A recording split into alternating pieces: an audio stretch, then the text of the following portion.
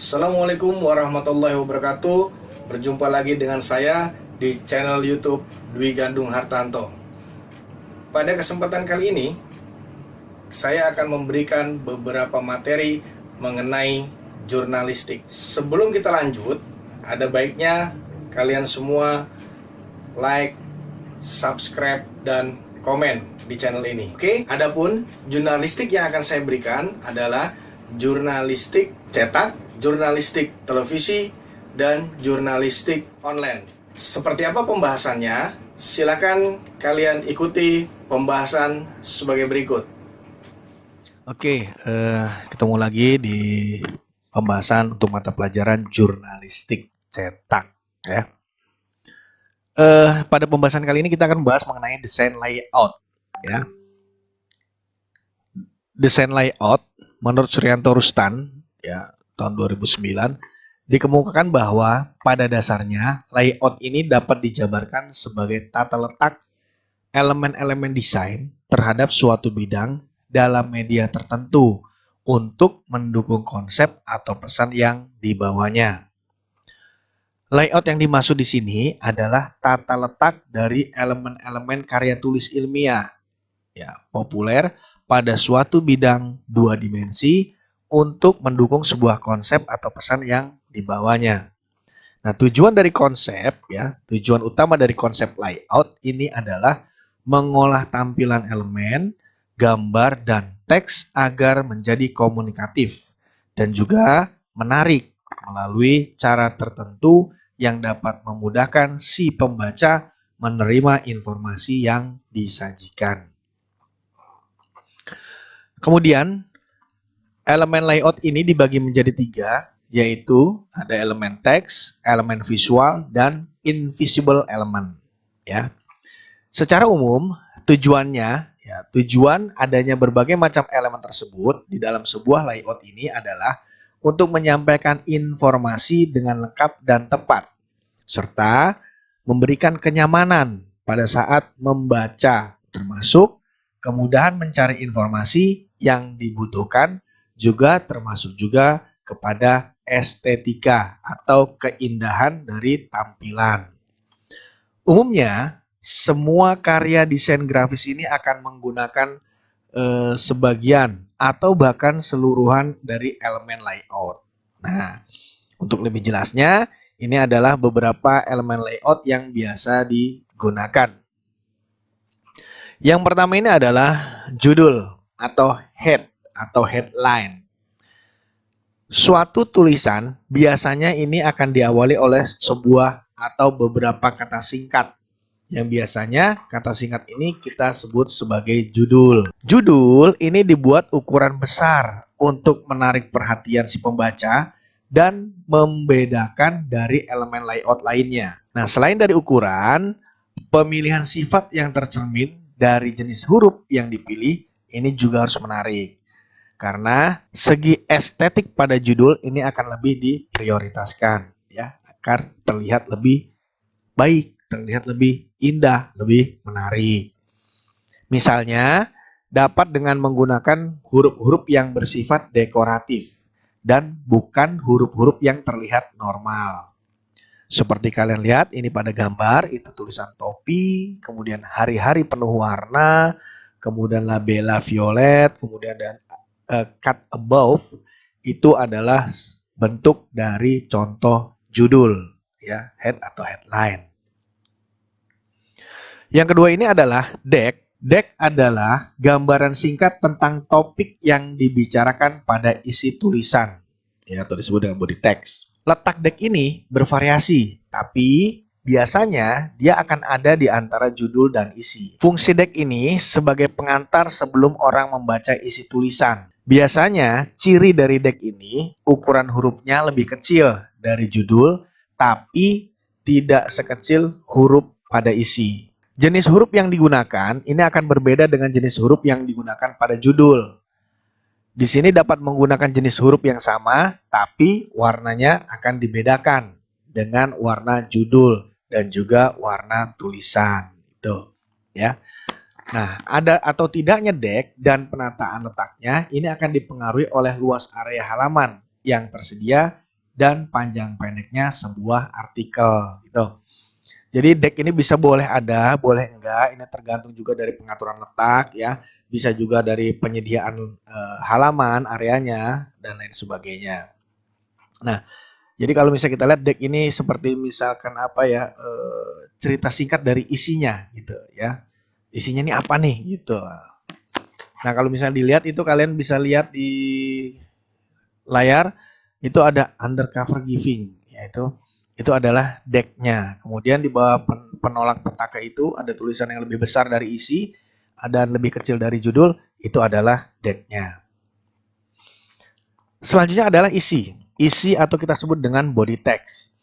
Isi atau body text tulisan ini merupakan elemen layout yang paling banyak memberikan informasi terhadap topik bahasan. Keberhasilan suatu body text ini akan ditentukan oleh judul dan deck yang menarik, sehingga si pembaca akan meneruskan keingintahuan akan informasi yang lengkap, serta gaya penulisan yang menarik dari bahasa tersebut. Ya, jadi orang akan membaca isi atau body text ini ketika orang itu, si pembaca akan melihat dulu, melihat dari deck rangkumannya. Bagus nggak sih ini beritanya? Kalau bagus diterusin baca, kalau enggak, ya nggak jadi dibaca. Gitu ya. Jadi makanya ketika kita menulis deck, itu harus bisa menarik kira-kira isi ceritanya supaya orang bisa dibaca apa sih yang perlu ditampilkan ringkasannya gitu ya. Kemudian caption. Caption ini adalah keterangan yang menyertai elemen visual. Biasanya caption ini akan dicetak dalam ukuran kecil dan dibedakan gaya atau jenis hurufnya dengan huruf yang digunakan pada body text ya atau elemen-elemen teks lainnya. Nah, itu seperti kalian lihat ke gambar itu ada caption ya, memberikan caption atau catatan pada sebuah gambar foto. Kemudian ada callouts. Callouts ini adalah keterangan yang menyertai elemen visual. Ini biasanya ditulis dalam satu bidang atau memiliki garis-garis yang menghubungkan dengan bagian-bagian dari elemen si visualnya. Nah, itu seperti contohnya itu kalian lihat di situ, itu adalah line cloud ya. Itu dengan menggunakan bentuk cloud-nya seperti rectangle ya, lingkaran gitu. Tapi kalau macam-macamnya kalian bisa lihat lagi di situ ada rectangular cloud, ada rounded rectangular cloud, kemudian ada oval cloud, kemudian ada line dan lain sebagainya. Itu contoh-contoh dari clouds. Berikutnya adalah initial caps. Ini adalah merupakan huruf awal yang ukurannya jauh lebih besar dibandingkan huruf lainnya, ya, dan akan berada pada kata pertama di paragraf. Biasanya ini akan lebih bersifat estetis, ya. Maka tidak jarang hanya terdapat satu initial caps di dalam satu naskah. Dan agar lebih menarik biasanya untuk initial caps ini bentuk hurufnya dirubah, akan berbeda.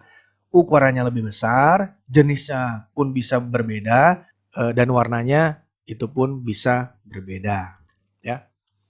Selanjutnya adalah indent. Indent ini adalah baris pertama paragraf yang menjorok masuk ke dalam.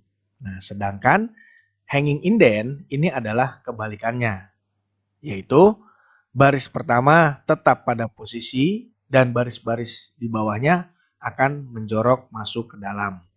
Nah, itu kalian bisa lihat di bawah ya, di layar kaca kalian. Indent yang pertama itu dia menjorok. Wanita-wanita itu menjorok ke dalam teksnya. Nah, kalau hanging indent yang menjorok ke dalam itu adalah bagian bawahnya, khususnya dan seterusnya. Itu ya, contohnya. Kemudian lead line. Lead line ini adalah beberapa kata pertama atau seluruh kata di baris paling awal pada tiap paragraf. Nah, untuk membedakan lead line adalah dengan melihat atribut hurufnya. Bisa dilihat dari jenis hurufnya, bisa terlihat dari style hurufnya, ataupun dilihat dari ukuran hurufnya. Itu ya, itu yang membedakan lead line dengan isi. Kemudian header dan footer. Header and footer ini biasanya diberikan untuk running head ya, atau catatan kaki atau footnote, ataupun digunakan untuk nomor halaman atau informasi-informasi lainnya. Ketika kita bicara header, header ini akan berada di antara sisi atas kertas dan margin atas. Sementara untuk footer ini ada di antara sisi bawah kertas dan margin bawah. Tuh. Kemudian elemen layout berikutnya adalah running head. Running head ini merupakan judul buku, bab, atau topik yang sedang dibaca. Nama pengarang atau informasi lainnya yang berulang-ulang pada tiap halaman dan posisinya ini tidak berubah. Running head ini bisa ditempatkan di header ataupun di footer ya. Seperti kalian lihat itu pada layar kaca kalian ada di footer 44 September 2009 Fashion. Sementara itu ada di header Ayo Belajar Mudah Microsoft Word 2007. Nah, itu yang disebut dengan running head. Kemudian, nomor halaman. Nomor halaman ini bertujuan untuk memudahkan si pembaca mengingat lokasi tulisan. Nah, lebih baik bila nomor halaman ini disertai dengan daftar isi atau indeks yang di halaman depan sehingga tidak menyulitkan orang untuk mencarinya gitu. Jadi kalau bisa untuk nomor halaman disisipkan pula atau dibuat juga sebuah daftar isi. Selanjutnya adalah elemen visual. Elemen visual ini adalah semua elemen bukan teks yang terlihat dalam sebuah layout. Semua elemen yang bukan teks gitu ya. Elemen visual ini terdiri dari yang pertama ini foto. Foto ini adalah sebuah elemen penting karena dapat menjelaskan isi pesan pada tulisan yang dibuat. Kemudian foto ini juga mempunyai kekuatan untuk memberikan kesan sebagai dapat dipercaya. Karena ketika kita lihat teks dengan gambar, kita akan lebih percaya bahwa tulisan tersebut adalah benar terjadi karena ada didukung dengan gambar atau foto. Visualisasi tampilan foto ini akan memberikan dampak besar dalam menunjang karya tulis. Sebagaimana berdasarkan hasil penelitian ya Poynter Institute, ini adalah sekolah jurnalistik di Amerika, di mana foto berwarna ini akan mendapat perhatian 20% lebih besar dibandingkan dengan foto hitam putih. Tuh.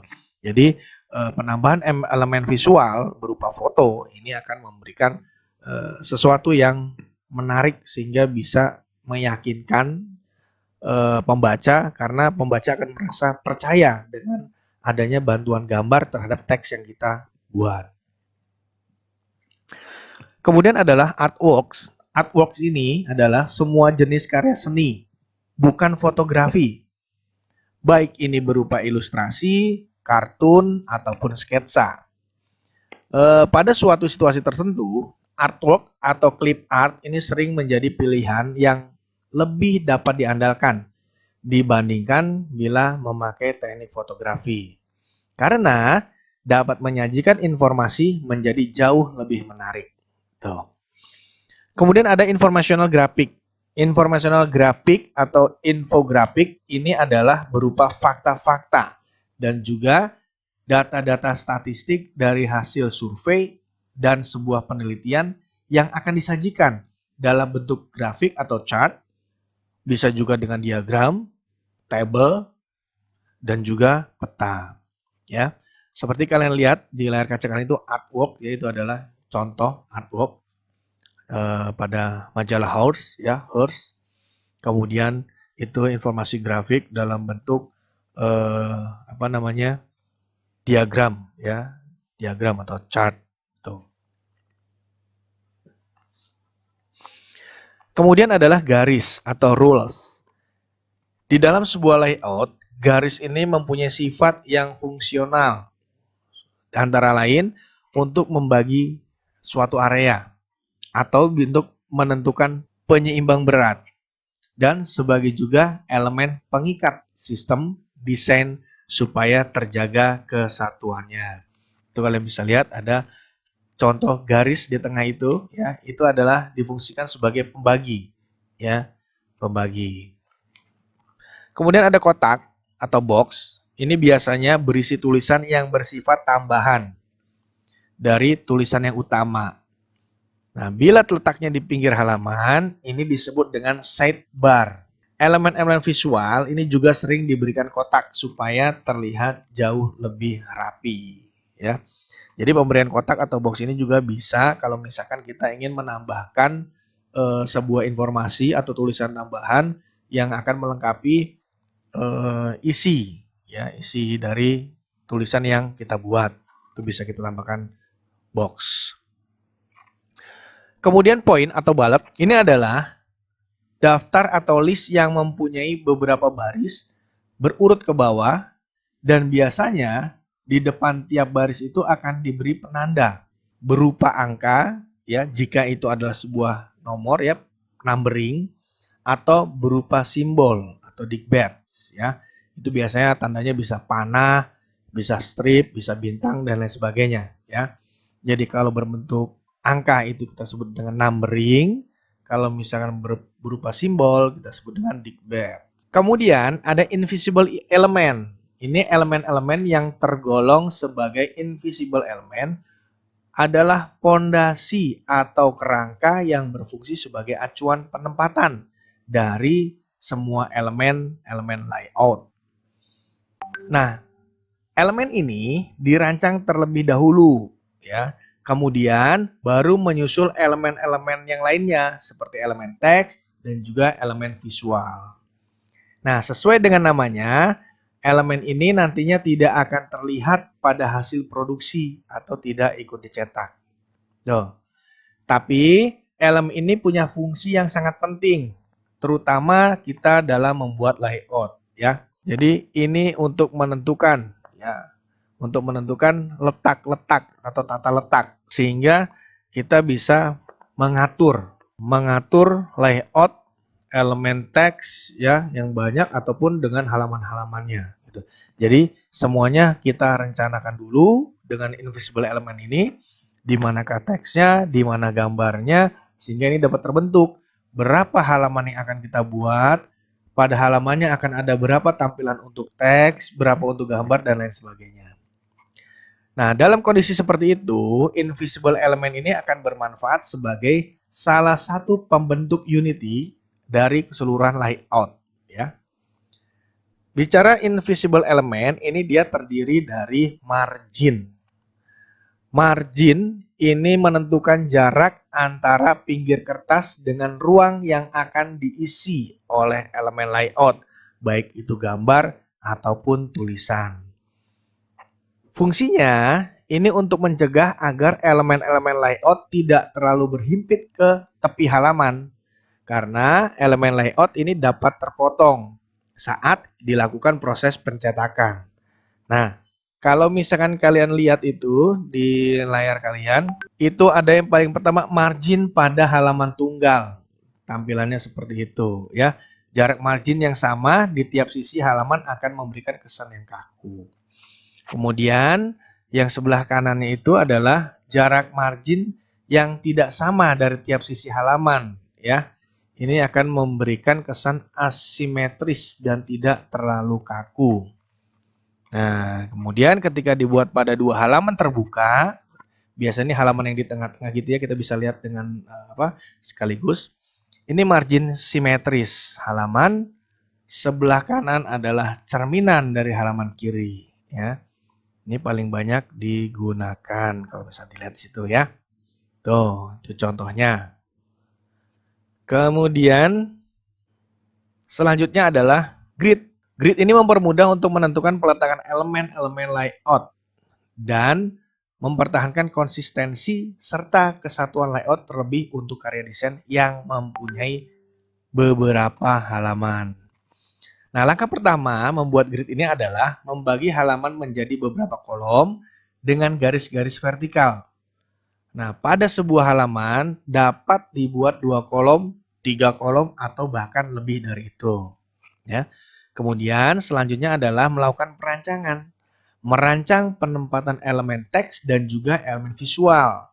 dengan mempertimbangkan beberapa faktor, yaitu ukuran kertas dan bentuk bidang, ukuran huruf yang akan dipakai, dan banyaknya informasi yang akan dicantumkan di dalamnya. Seperti itu. Oke, itu saja yang bisa kita bahas pada pertemuan kali ini. Semoga apa yang tadi disampaikan bisa dimengerti dan bisa difahami. Dan sebagai bahan refleksi, silakan kalian kerjakan latihan soal ini. Kemudian untuk ketentuan bagaimana pengerjaan dan pengumpulannya, silakan kalian lihat pada Google Classroom kalian. Itu saja. Terima kasih atas perhatian kalian. Semoga bermanfaat dan semoga bisa difahami oleh kalian. Terima kasih. Nah, demikianlah tadi bahasan-bahasan mengenai materi jurnalistik yang saya berikan. Jangan lupa untuk selalu like, subscribe, dan komen pada channel ini supaya saya bisa terus berkreasi membuat berbagai materi jurnalistik untuk kalian semua. Itu saja. Terima kasih. Assalamualaikum warahmatullahi wabarakatuh.